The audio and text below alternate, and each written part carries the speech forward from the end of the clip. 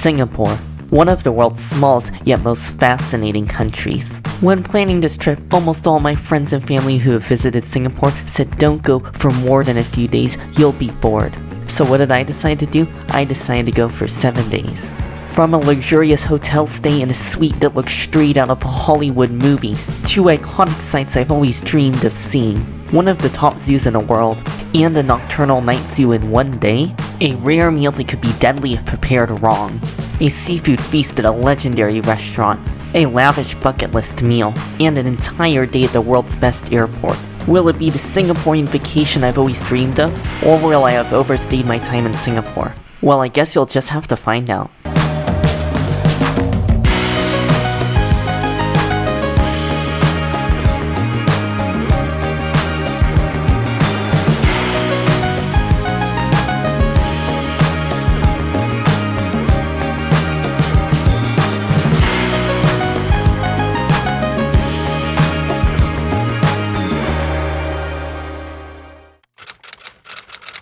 As I flew into Singapore over the bay, spotting my first glimpse of land, I could hardly contain my excitement. For as long as I can remember, I've always wanted to visit Singapore. As the wheels of the plane touched down on the tarmac, I wanted to jump out of my seat and make a mad dash into the country. However, I had arranged a VIP airport transfer service with my luxury hotel, the Shangri-La, so there was no need to rush. Now enjoy this little travel montage to the hotel.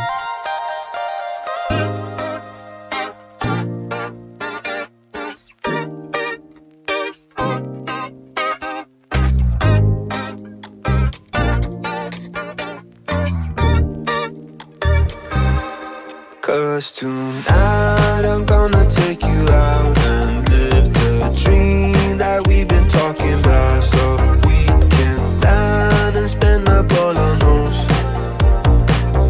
Let's forget that we broke. I wanna celebrate and have some fun tonight. I wanna show you all the lavish things in life. So raise a toast for all the good times that we'll have. It'll be like the movies, be like the movies. Rich people dreaming, rich people dreaming,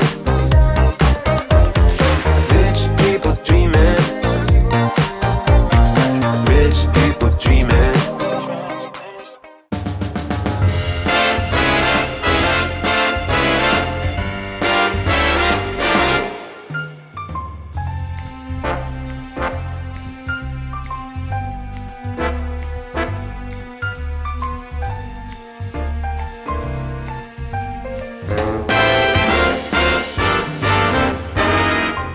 This was my mind-blowing one-bedroom suite in a private valley wing at the Shangri-La. This was the most luxurious hotel room I've ever stayed in, and what made it even more sweet is I got it for a shockingly low rate. The link to my playlist with the full review of this hotel, as well as all the other full vlogs, is up above and down in the description down below. After checking into my room, I explored the stunning hotel grounds. The highlight was this lush tropical garden with free-flowing water. Look at this, they have a large waterfall, and another one because why not? The moat surrounding the garden is filled with koi fish. And it's also home to a whole family of turtles which even have names. I wonder who decided to name the turtles Cupcake and Grandpa. After exploring the hotel grounds, I hopped into Grab, which is the Southeast Asia version of Uber. I whooshed by luxury stores along Orchard Road before passing by the Chimes Hall. Then peeking out between the trees was my first skyline view of Singapore. Moments later, I hopped out of my car and saw the most stunning sight, the sunset glinting off the large Marina Bay Sands Hotel. It was truly a sight to behold. Then I crammed myself onto the crowded pier to get a view of the famous Merlion statue. The Merlion is a half mermaid and half lion fountain, which is the mascot of Singapore. I stayed so long that it became dark, and then the Merlion was lit up. As I gazed out across the bay, it was one of those pinch me moments as I couldn't believe that I had finally made it to Singapore. With the looming skyscrapers and the shimmering lights behind me, it was just one of those moments I'll never forget. All that sightseeing worked up an appetite, so I hopped back in another grab and headed off to dinner at my first hawker center. A hawker center is full of little food stalls specializing in just a few dishes. I chose Chomp Chomp Food Center because the name rocks and because it's a hit with locals, so I knew it would be an authentic experience. I started with this legendary seafood stall that had one of the larger menus. The first dish I ordered was not seafood. Yes, I know, it was the fried chicken fried rice. This first bite of hawker food was so comforting for me. I mean, the soft and chewy grains of the rice paired perfectly with the slightly oily and extremely juicy fried chicken. Next was the chicken and tofu, which was plump cubes of chicken and fried tofu in a deep, earthy and slightly sweet soy sauce. Finally, I had the stingray, which is their most famous dish. It was a grilled stingray in a sweet soy glaze, and for being such a scary fish, it was very light and flaky and mild in flavor. I also had to try my first saute in Singapore, so I stopped by the saute stand and got their chicken saute, which is barbecue chicken skewers. I could really taste the smokiness from all the charcoal, and the chicken was plump and juicy with a rich and slightly sweet lemongrass flavor. And when dipped in the peanut sauce, it added a creamy and spicy roasted peanut flavor that I actually didn't need because it was so flavorful on its own. I was still hungry, so I stopped by the stand for their fried oyster omelet, which was a hit with the local crowd. It was awesomely hot, crispy, and greasy on the outside, and the inside was full of plump and slightly livery tasting oysters, which I found really satisfying. After all that heavy food in a hot and steamy Singapore weather, I needed a cold drink, so I stopped by the stand and got their cold soursop juice. Soursop is a tropical fruit, and it almost tasted like a cross between an apple, a pineapple, and a banana, and definitely quenched my thirst. I headed back to the hotel, and it was the end of my first night in Singapore. I started my first full day in Singapore with breakfast at the Summit Room, which is a private dining room for guests staying in the Valley Wing at the Shangri-La. The design of the Summit Room was elegant, so the atmosphere was great, but the food? The food was sublime. I enjoyed the kaya toast, a Singaporean specialty, which is thin slices of toast filled with butter, and kaya jam, which is a sweet coconut spread, and dipped in a mixture of soft-boiled eggs as well as soy sauce and white pepper. While it might sound unusual, it makes for one decadent breakfast. And if that wasn't decadent enough, I demolished the spicy fish curry and the crispy prata. This was even better than a kaya toast, and it made for a breakfast to remember. Refreshed after breakfast, I hopped again in another grab and headed off to the Marina Bay Sands observation deck. This is the entrance to the Marina Bay Sands observation deck. First, you take an escalator down to this area where you purchase your tickets, and then you have some photos showing the history of how the Marina Bay Sands was built. From there, you can take an elevator up to the observation deck, which offers 360-degree views of the city.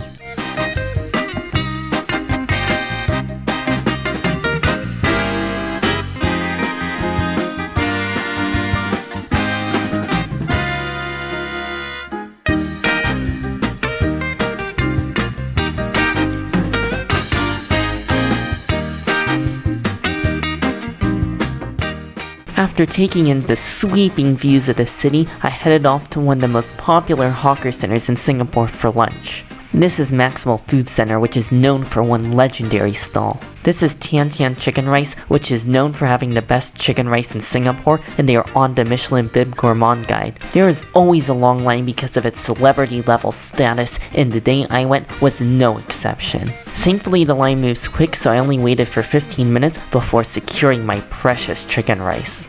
The chicken rice was steamed chicken covered in a sweet soy sauce, topped in rice cooked in chicken stock. The chicken was tender and oversaturated with the naturally occurring juices within the meat. The rice was light and fluffy while somehow having a stronger flavor than the chicken itself, which was immensely flavorful compared to any chicken back in the States. It also came with a fiery, fresh chili and ginger sauce, which felt like a punch in the face of flavor and spice.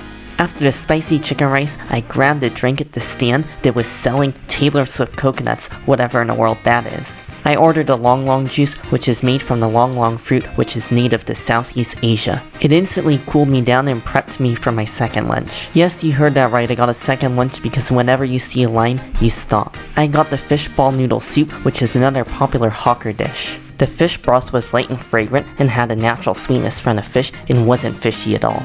The fish balls had a delectable bouncy and chewy texture and reminded me of the fish balls that my grandma used to make. The noodles were eggy and perfectly cooked through as well. After that hot bowl of soup, I was in desperate need of a cold dessert, so I got some chendol, which is a shaved ice. It really hit the spot as it was so hot outside it felt like sitting in a hot shower for a couple of hours. After that massive lunch, I hopped in another car and headed off to Gardens by the Bay, which is the most popular tourist attraction in all of Singapore. Once I arrived, I gazed up at the super trees, which I had seen pictures of for years. Photos and videos will never capture the scale of these man-made trees, and it's something you have to see in person. I decided to head up to the top skywalk, so I hopped in the elevator and went to the top of one of the trees. You have sweeping views of the city with the trees up close, and you feel like you're just inches away from them. And here you can also get the perfectly framed view of the super trees and the Marina Bay Sands Hotel. Then I headed to the Flower Dome, which is a football field-sized greenhouse filled with hundreds of flowers.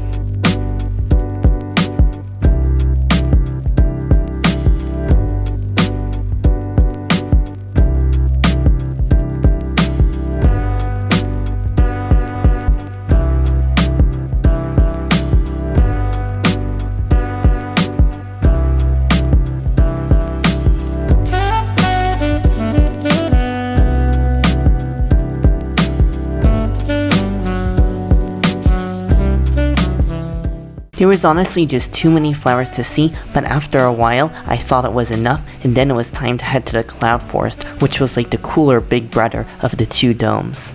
This is the entrance to the Cloud Forest, and when I visited, it was Jurassic World themed.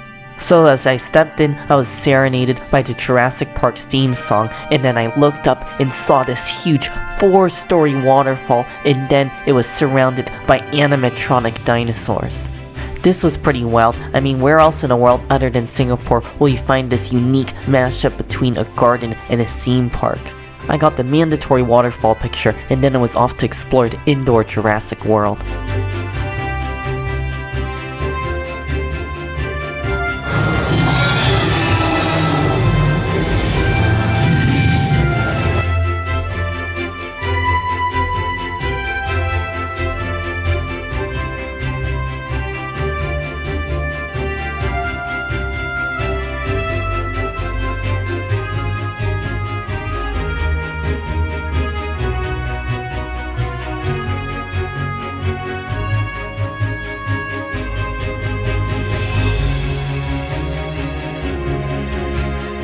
Was this an over-the-top spectacle built to generate tourist revenue? Yes. But would I head back again? Yes, because they are always changing the theme, and that really makes it feel like an immersive experience. Then it was off to dinner, and yes, I would be heading to another hawker center. This one was in the center of the financial district. Welcome to Lau Pa Sat, probably the most well-known hawker center in all of Singapore, and also likely the most touristy. People love it for its traditional architecture, but I was here on another food quest to stuff my stomach with as many different hawker stalls as possible. The first one was the world's first Michelin-rated nasi lemak stall, which is a Malaysian specialty. It was a small chicken leg covered in a chili sauce that tasted like a thicker and zestier sriracha. The chicken had a pleasing grilled and charred taste, and the chili sauce definitely had a little bit of a fermented flavor and brings the heat as well, which is why it comes with a lightly sweet coconut rice to cool everything down. This was only the start of my hawker meal. For my next dish, I stopped by the stand for the Chinese rice rolls stuffed with chashu pork. The rice rolls were floating in a salty soy sauce, the inner pork was caramelized and sticky sweet, and the rice rolls had a velvety smooth texture that just melted in your mouth because they were freshly steamed and made. Finally, I was almost done, and I kept with the theme of Michelin-rated stalls and went to this stall specializing in fried kway teow noodles. This guy was making every dish to order. I ordered the white kway teow noodles, which are thin rice noodles, stir-fried in a fiery wok, along with a whole bunch of goodies, including cockles, which are a local shellfish. The glowing red wok added a classic smoky wok flavor that you need for stir-fried noodle dishes. I ended with the stir-fried carrot cake, and it's not the typical carrot cake you would think of, it was actually stir-fried radish cakes.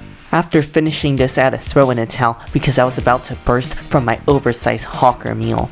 I took one last look at Lau Pa Sat, and then I headed back to the Super Tree Grove at Gardens by the Bay for their Garden Rhapsody light show.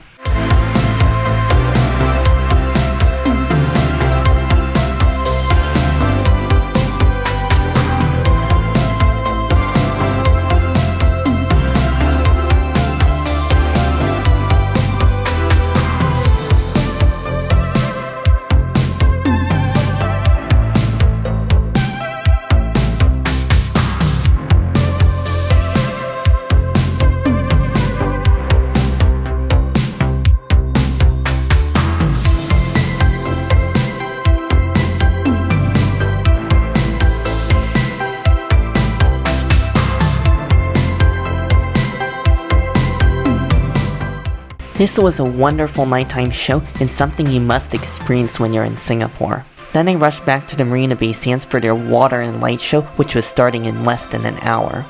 I arrived there 20 minutes before the show started, and luckily I was able to snag a front row spot. The show takes place on a bay in front of the city, which makes for an epic view, so enjoy the show.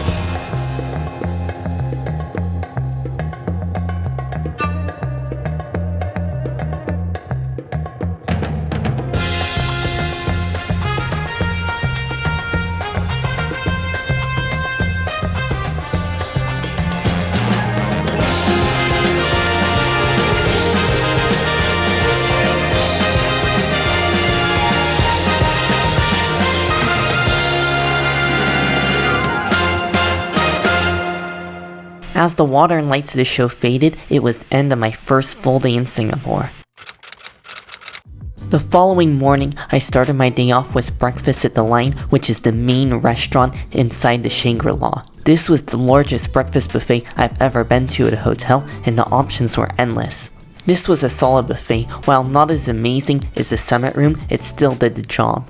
Then I was off to spend the entire day at the Singapore Zoo. Well, 3 parks actually. You'll see what I mean a little bit later. As I approached the zoo, my excitement once again grew, as I have always wanted to visit the Singapore Zoo, which is known for being the world's best rainforest zoo.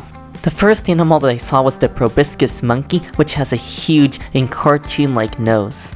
They were quite enjoyable to watch since they were pretty active just walking around. The otters were also near the entrance, and you could also get pretty close to them. Then I hopped on board the park tram. The tram is a great way to get around parts of the zoo since they have stops in various areas, and this can reduce some of your walking. However, you cannot really expect to get really great views of the animals since it goes close to only a few of the enclosures. Then I headed off to see some of the animals, starting off with the primates. This is the pleated gibbon, and he was just having a great time swinging around his enclosure. They also shared an area with the orangutans who were just playing around, and they were actually a lot smaller than I was expecting them to be. Then on my way to the primate kingdom, I saw this scary looking lizard, so if there are any wildlife experts out there, let me know what you think it was. Then I heard the various sounds of the different primates, and this one made a low growling noise. These black and white ruffed lemurs made the most terrifying noise. They almost remind me of those creepy little monkeys from The Wizard of Oz. Yeah, these ones. Then I saw the deep Brazos monkeys, which were going crazy. I mean, they're just running around and jumping and flying. Then it was time for the monkey feeding, and as the zookeeper came out, all the monkeys rushed him. And to my surprise, the monkeys were quite gentle, as he was even able to hand feed them. But it soon started to rain, so I had to head for some cover. Cover meant having lunch at the Ameng restaurant. I got this tandoori chicken plate, and it was surprisingly tasty. While it wasn't as good as the food at the hawker centers, it is still restaurant quality and by far better than any other food I've had at the zoo. After lunch, I checked out the Elephants of Asia, which is one of their most popular exhibits. The first area, you can get quite close to the elephants behind this fence, and this one decided to play with one of its toys, which was this giant metal ball that looked ridiculously heavy. The zoo is also home to many of these wild monkeys, which are native to Singapore, so you really have to keep your distance from them, because if you get too close, they might attack you. The second elephant enclosure is beyond this moat, so I actually think you can't get as great of a view from here since the elephants are so far away. Next I saw the Hamadryas baboons, which are from Ethiopia. These are by far the most unique looking primate I've ever seen. And when they yawn, watch out because they got sharp teeth. Next was the pygmy hippo, which is like a miniature hippopotamus. Despite that, it was still massive. Then it was off to see the Malayan tiger, which was just prowling around before it decided to stop and relax by the water. The southern white rhinos were similarly relaxed. A couple were just nibbling on some grass, and another one was slowly strolling around. The Grevy zebras were also grazing and just enjoying the sun. The red river hog was just in front of the zebra, sniffing around the bushes. The giraffes weren't doing a whole lot either and were just kind of standing around. The lions were one of the few animals in the shade, but I was still able to get a decent view of them. Then I headed into the Fragile Forest, which is an indoor greenhouse filled with free-roaming animals. First off, they have quite a few butterflies just fluttering around. Unfortunately, a lot of the animals were hiding in this deep, dense rainforest. However, I saw what looked to be a tropical squirrel. The highlight was this lemur, which was literally a foot away from me, just off the path. At this point, I saw almost everything I wanted to at the zoo, so I left in search of a cold dessert. I stopped at the Nuka Cafe, which is right in front of the zoo gates. I ordered the Bobo Cha Cha, which is a shaved ice dessert made with coconut milk, as well as various tapioca jellies and sweet potatoes. It felt like the quintessential Southeast Asian dessert because it wasn't too sweet, and I loved munching on all the scrumptious little toppings. Then my second park of the day, River Wonders. After entering, you make a left at the sign to begin your journey. You walk into this indoor area at first where there's a few small tanks of some small fish that honestly aren't too exciting. Then you come across some of the large river fish, which are pretty cool. I mean, these ones were just racing around the large tank. Then I managed to time it perfectly and I was able to catch a feeding tour. The keeper gave a short talk before feeding the fish, and during the feeding, she explained some interesting facts about the various fish. On the next tank over, I got to see her use this special device in order to feed the large lungfish. She explained that all the small fish in the tank that are sharing with the lungfish will just snatch up the food if thrown in, which she demonstrated. This device allows her to selectively feed the lungfish because you cannot hand feed them, as they would just gobble up your hand like it's a small snack. I got the rare opportunity to give it a go myself, and I really appreciate the experience because how many people in the world can say they got a chance to feed a lungfish?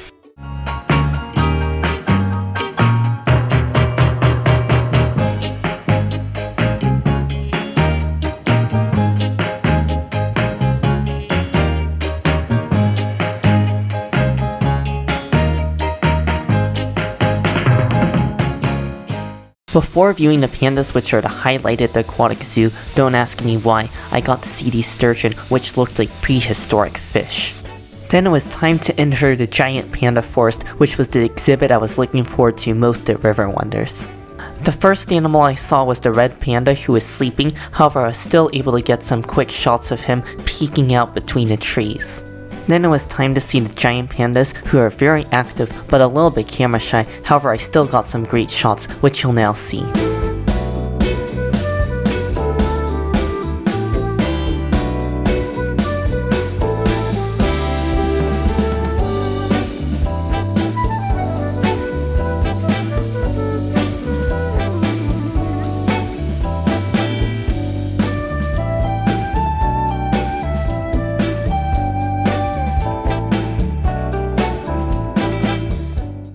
After the pandas, I decided to do the Amazon River Quest boat ride. You hop into this boat which takes you down a few small dips. You also pass by various wildlife. The highlight was seeing a jaguar who apparently thought we were its next meal. While this ride was pretty short, it was entertaining nonetheless. Then it was off to the final exhibit, the Amazon Flooded Forest. The entrance is this glass tunnel with otters swimming over your head. There aren't any other notable exhibits until reaching the main tank. This was filled with plenty of large fish, however the star of the show were the manatees, which were munching on cabbage. Afterwards, I headed off to my final park of the day, which was Night Safari. This is the world's first zoo full of nocturnal animals that only opens at night. I started by grabbing dinner, which in my opinion was just alright. Then I quickly headed over to the walking trails. Once the trails opened, I started by heading down the Pangolin Trail. This is the pangolin itself, which basically looks like an armadillo covered in its armored plates. Next I saw the Buffy fish owl just hanging out on its tree. Then there was this little water area with some more of the same otters I saw earlier in the day. Then it was down the lush tropical trail to the Indian gharial, which is a relative of the crocodile. I also saw the clouded leopard, which was resting at the moment. Then I entered this cage full of free-flying bats. It was really dark, and at first I didn't see anything. Then I saw the sign for the Malayan flying fox. I looked up and then I saw these shadows hanging from the top of the cage. I zoomed in and took a closer look, and they started spreading their wings, and these are by far the largest bats I've ever seen. After that creepy encounter, I saw the common palm civet, which had the cutest face and the most interesting looking eyes. Then I headed off to see the Indian rhino, one of the most famous animals at Night Safari. You walk across this lit up bridge where you can get some great views of the river. Then in the distance I spotted the Indian rhino grazing. Then a rhino came in close for the zookeeper feeding, and I was able to watch it eat from just a couple feet away. This was my highlight of Night Safari, just being able to see the rhino eat up just inches away. Seeing the rare white tiger was also a highlight because it's not every day that you get to see a white tiger. It was also fun seeing the Tasmanian devils scurrying around, which live in very limited areas in the world. Finally, the wallaby walkthrough. Here I found a couple of wallaby just relaxing, literally a few inches off of the trail. Then it was time to take the tram ride, which is the highlight of Night Safari.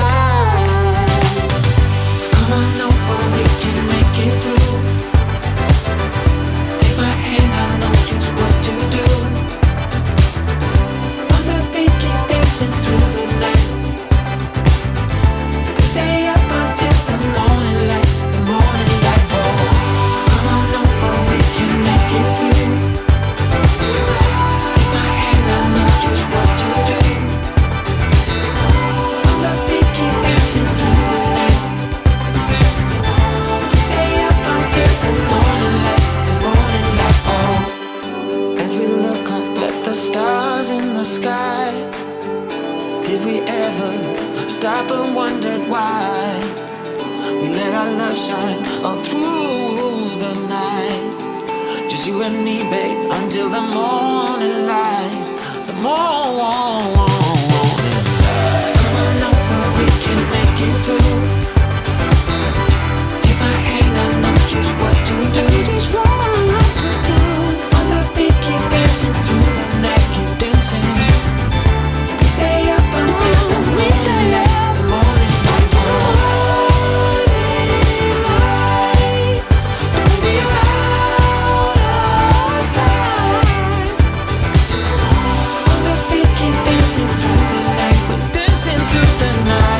Stay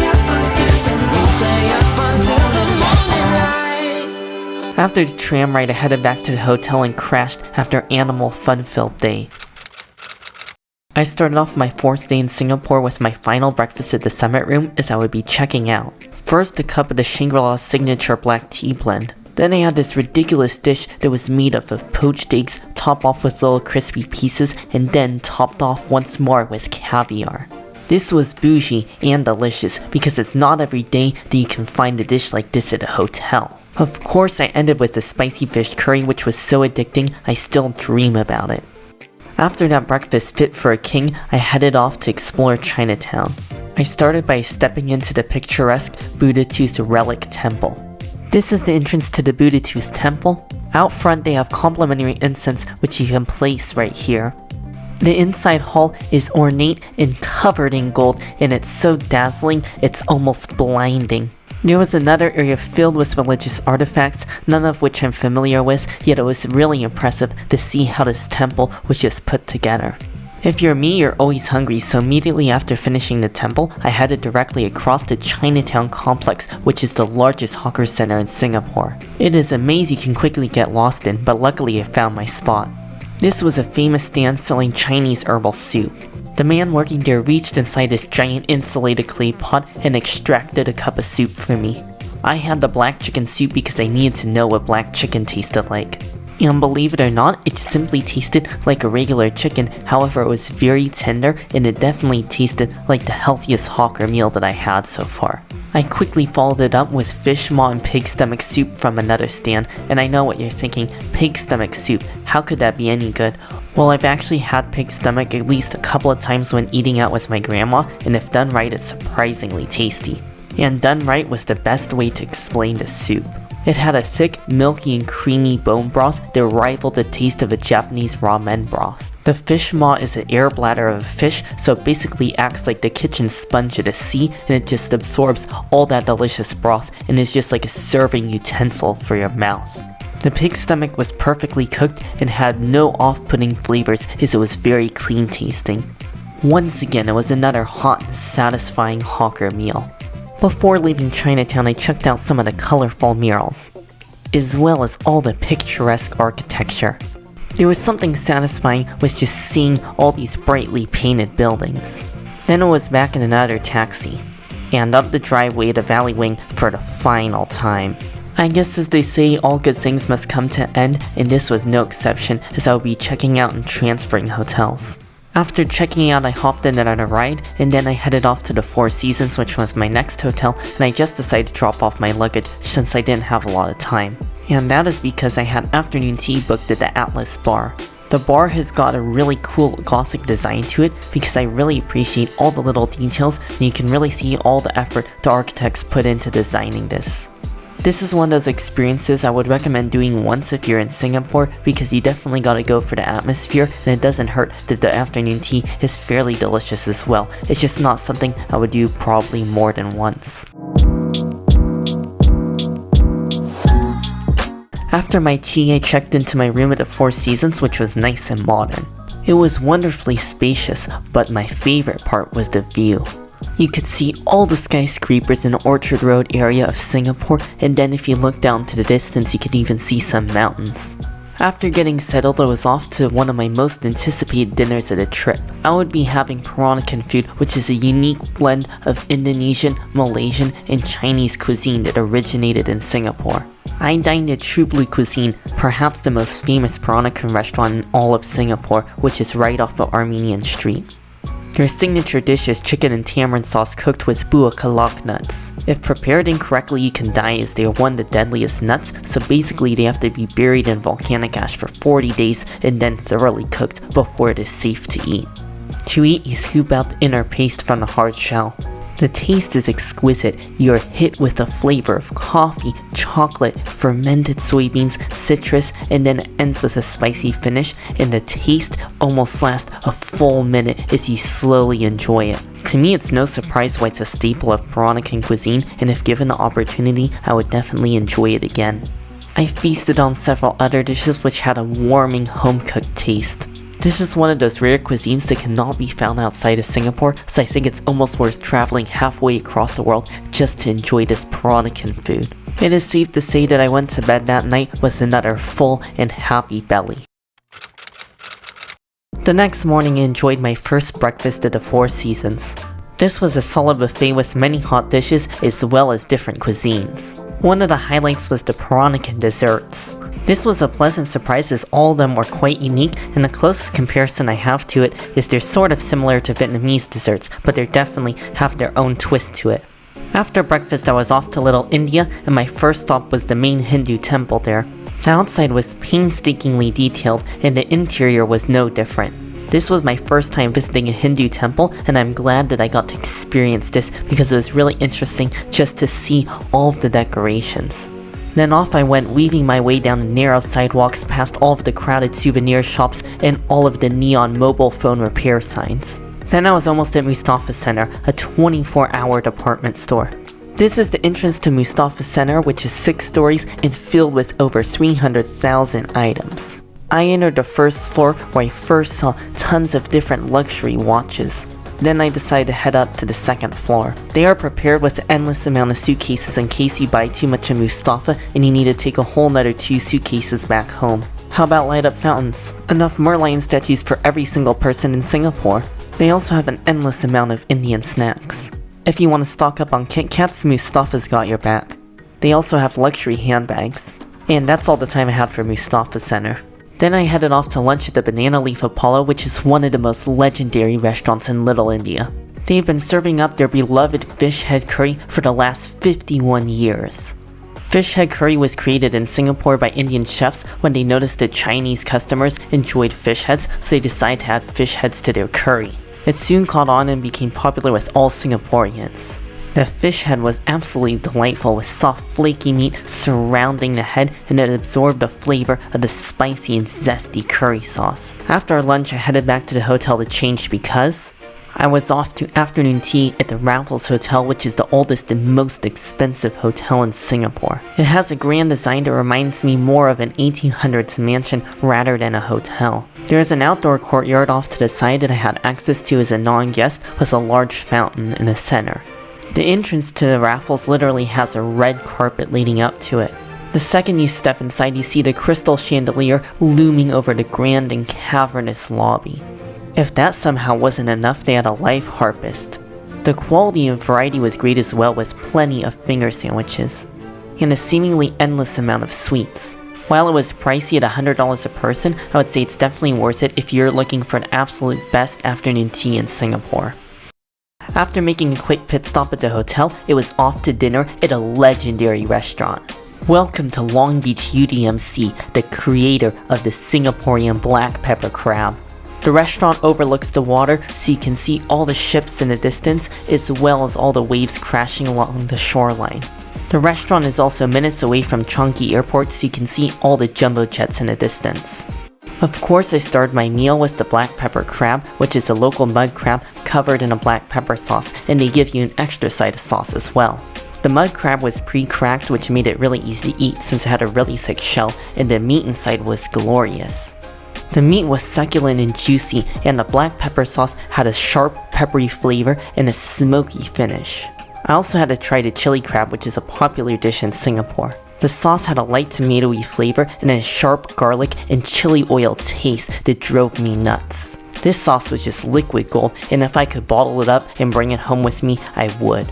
This was one of the best seafood meals of my entire life, and I'm tempted to go back to Singapore again just to have this crab meal one more time. For my final day in the city, I hopped in the car and headed off to the Harbourfront station to take the cable car into Sentosa Island.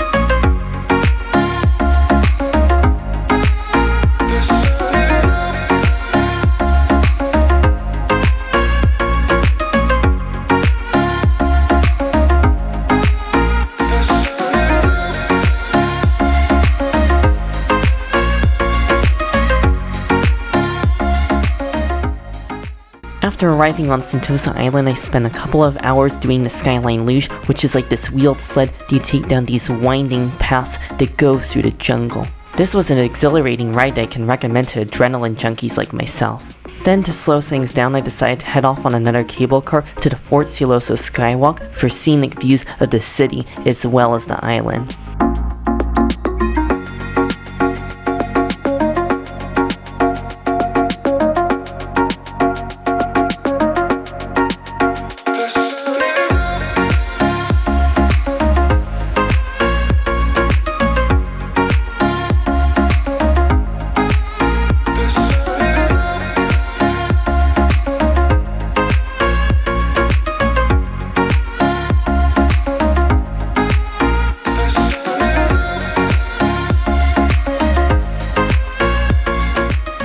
All of that exploration worked up quite an appetite, so I headed off to the Vivo City Mall in search for lunch.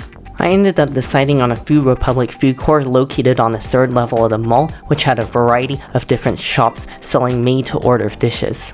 I went for this tomato boiled fish. This was restaurant quality, and while the prices were a little bit more than a hawker center, I think it was still well worth it for the air-conditioned environment. After making a quick stop at the hotel, I headed off to the Takashimaya department store that was nearby. I headed straight down to their basement floor, which was full of food as well as other goodies and sweets. What caught my eye was this fresh squeezed juice stand, so I went for their starfruit juice, which is a tropical fruit.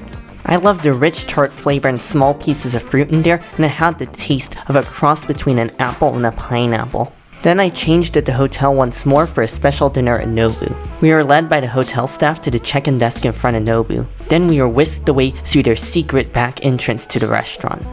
The interior was nice, but in my opinion it was way too dark. I ordered the limited edition Tokyo Singapore Omakase course. First was their specialty sashimi course, which came with 3 different types of sashimi. I enjoyed the color and the creativity of every single cut of fish. The quality and the taste was also quite impressive.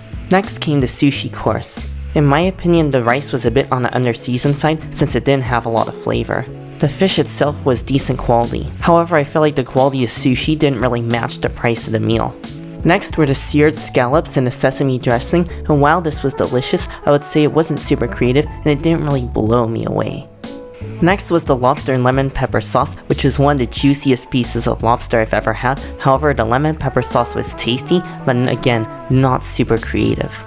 The final savory course was the Japanese F1 steak, which also was slightly disappointing because to me, it just tasted like a decent quality American ribeye. Since I was celebrating my birthday, they brought out a special dessert, which was this rich chocolate cake with a warmly spiced pumpkin ice cream. This was scrumptious and every delicious bite was worth it.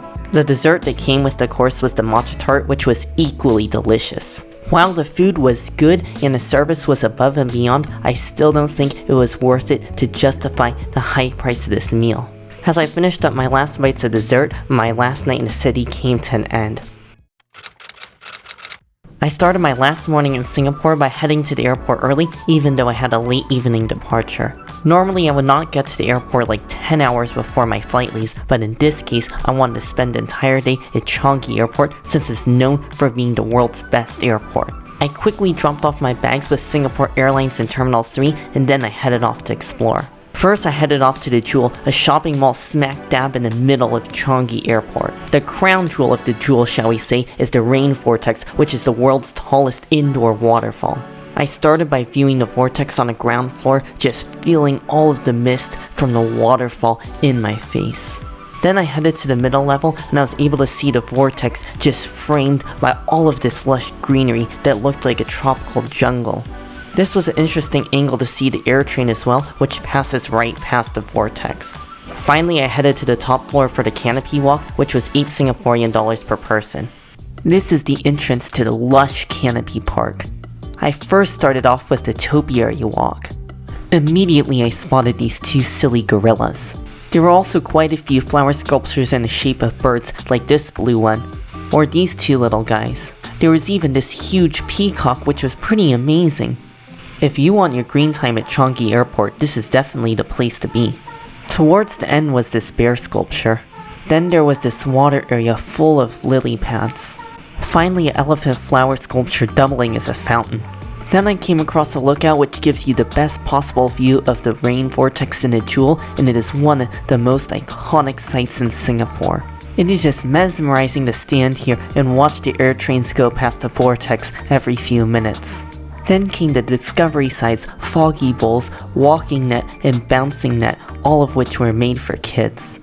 My final stop was the Petal Garden, where it was really eye-catching to see all the different colorful flowers in the little flower beds. Once I was finished, I took the escalator down to one of the largest shopping malls I've ever been to. Ho, but I was not there to shop, I was there to eat. So I hopped in the elevator and took it down to the basement floor where the food court is. A very familiar sight, another Food Republic food court. I stopped by the stand for clay pot rice, which I missed out on at the hawker centers. I ordered a mushroom chicken rice with Chinese sausage. This clay pot was made to order, so it took at least 10 minutes to make, and it came out sizzling. The chicken was fatty and juicy, while the Chinese sausage was oily, salty, and deliciously preserved. The rice on top was light and fluffy and screaming hot, so be careful not to burn yourself.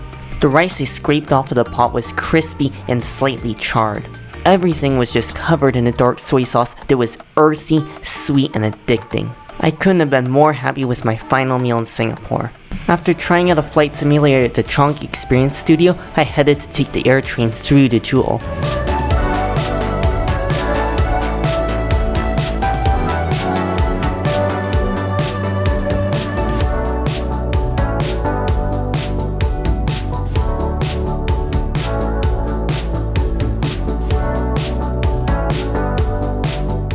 I eventually made it to Terminal 2 where I checked out their digital waterfall display.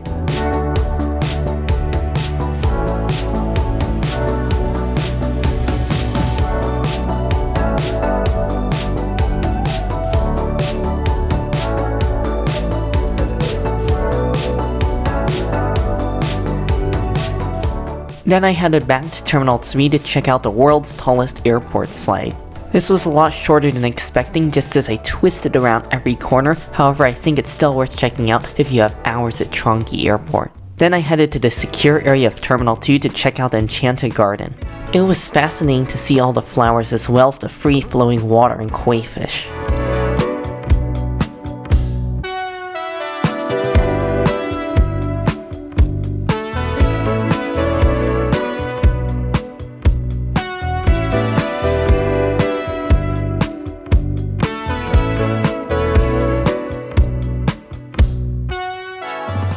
Then I headed to the even more impressive Dreamscapes, which had a glass floor with fish beneath it.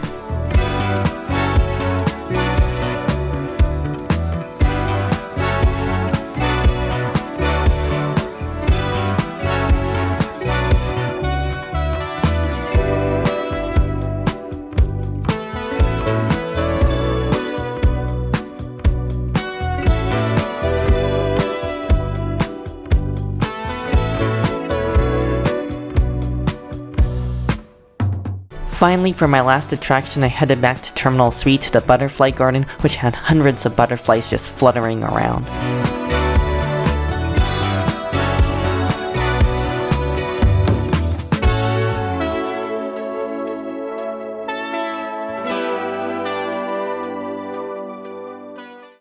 And just like that, my time in Singapore was pretty much over. I headed to the Singapore Airlines Silvercrest Lounge just to enjoy a last bit of food and drinks before I left the country. One last sip of tea, and that was pretty much it for Singapore. A couple of hours later, my plane blasted down the runway and took off into the Singaporean night sky. As I caught my last glimpses of Singapore, I reflected back on my one-week trip. From a late-night hawker feast at a local hangout, to a tropical indoor rainforest with roaring dinosaurs around every corner, to 3 animal parks in one day, including a zoo full of only nocturnal animals.